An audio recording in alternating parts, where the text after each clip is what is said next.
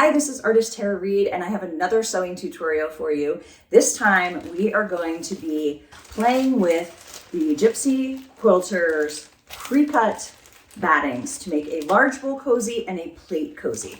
Now I am all about the small bowl cozies, and they're amazing. They have pre-cuts for that as well. And I also have a tutorial for how to make it where you're measuring all your darts. But you know what? Sometimes you just want someone else to help you so that everything's easier. These pre-cuts, they're cut, the darts are already cut, so easy to make, and I'm gonna show you in a second. But look at this. You got a hot plate of food, you wanna sit in front of the TV, watch your favorite Western, eat your dinner. You got a cozy for that. Maybe you're gonna have a bowl of pasta or a salad in one of these bowls. The plate cozy is perfect for that too.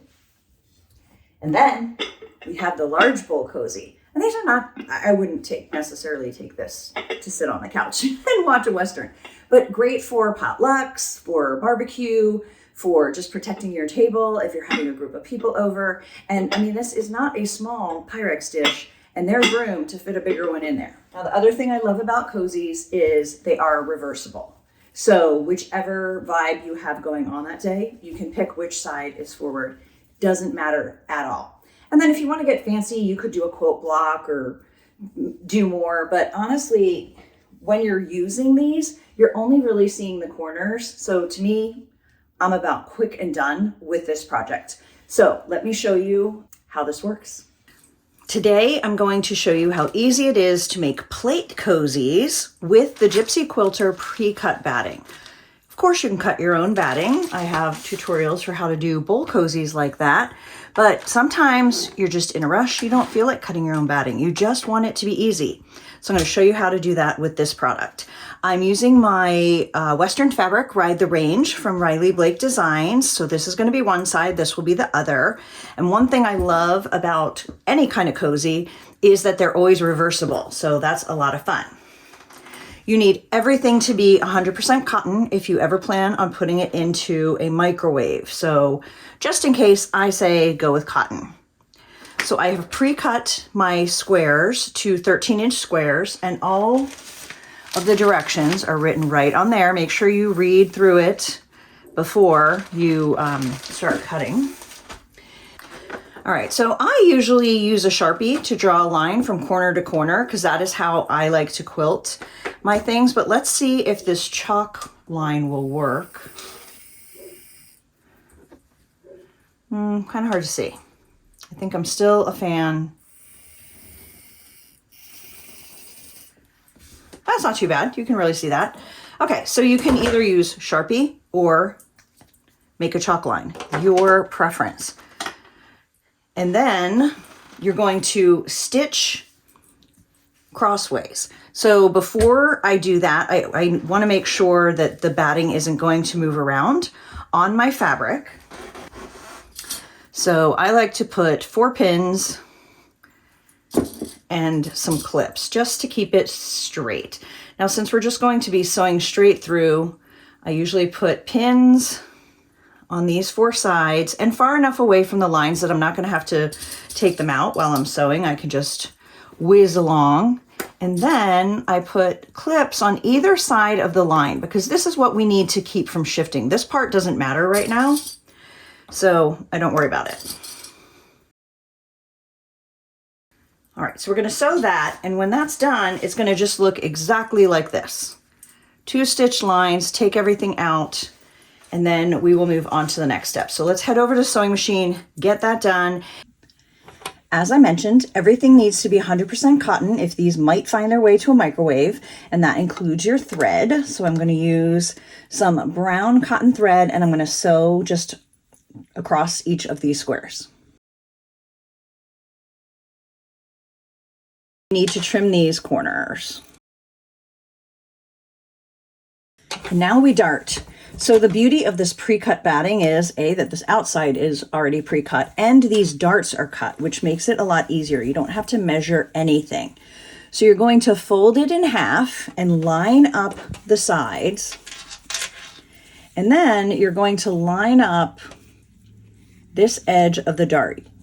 Now, it's really important that when you line up this edge of the dart, you also make sure this is straight. across here. So, because you could have that dart looking lined up, but have this kind of cattywampus, as I like to say, aka not lined up.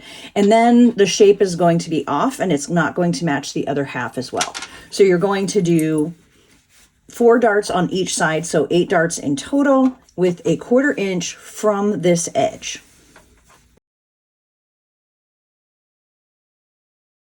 So now I have all 4 darts sewn on this one.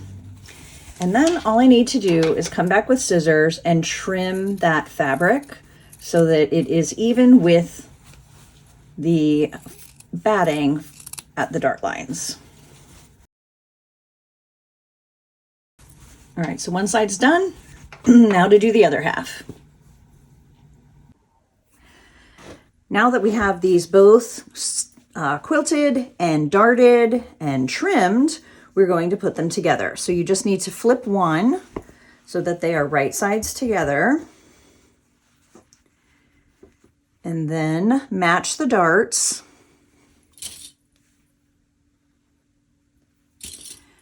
I clip that first. And I try and sew it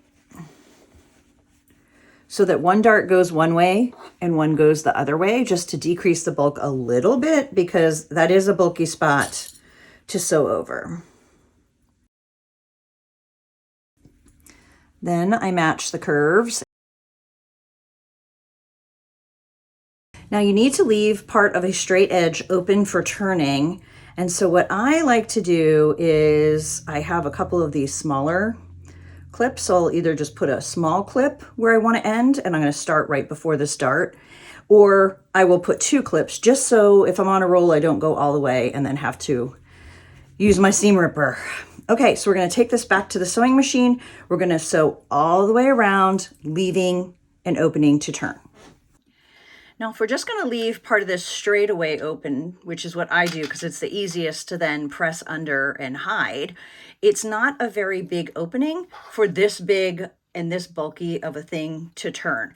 So make sure you backstitch a little bit on each side and don't just do a simple knot, or that's probably going to come undone. And then as I go around, I like to lift my foot and pivot it on each of these darts. All right, we got all the way around and did back and forth on these spots where we're going to turn. But before you turn, you need to clip the corners. One of my least favorite things about sewing. But it's totally worth it, so that you get a nice smooth corner when you turn this.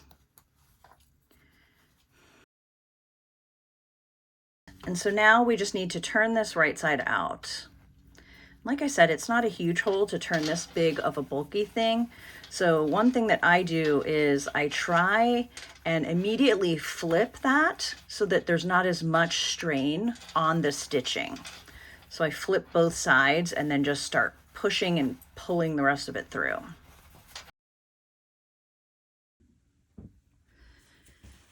So we have this turned right side out, and the way I iron any kind of a cozy, be it this plate cozy, a small bowl cozy, a big bowl cozy, is I look at it as 4 quadrants to iron, because you have your 4 darts, and so you can kind of make it flat in between the darts and to the center. So that is how I tackle this. So I kind of use my fingers, just make sure it's pressed out evenly for that quarter. Then I press that. And then I just move around and do the other 3. I do the 3 that don't have the opening first. Now we've gotten to the part with the opening. So I get that curve pushed out, and I'm going to press the side that's fully sewn. Now I'm going to prepare this part to get it to close nicely so it looks and feels the same as the rest of the way around. So remember, each piece of fabric has a piece of batting. So I'm going to take that batting and that fabric, and I'm going to fold that down. And then I'm going to do the same on the other side. So it's the fabrics that are touching, not the batting. And that is how you're going to get it to look exactly like the rest, and nobody's going to know where you turned it. It's like your magic. Now we just need to top stitch, and then I'm going to do an extra little quilting through the center just to keep it together, because I know this is going to end up in the laundry and I want these two pieces of fabric to stay together a little bit better than they would if I didn't do a little extra quilting of all 4 layers together. Something important to note, the darts are really thick. Having this design where it's a curved edge does make it so you don't have that big thick hunk on a corner if you're doing a cozy that has a squared off corner. And so I highly recommend you move really, really slowly, and I'm going to show you how and why. So I'm going to start right here.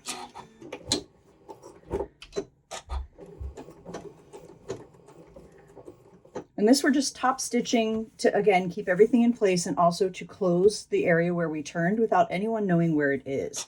So I'm just going to go really slowly and listen to how the sound changes.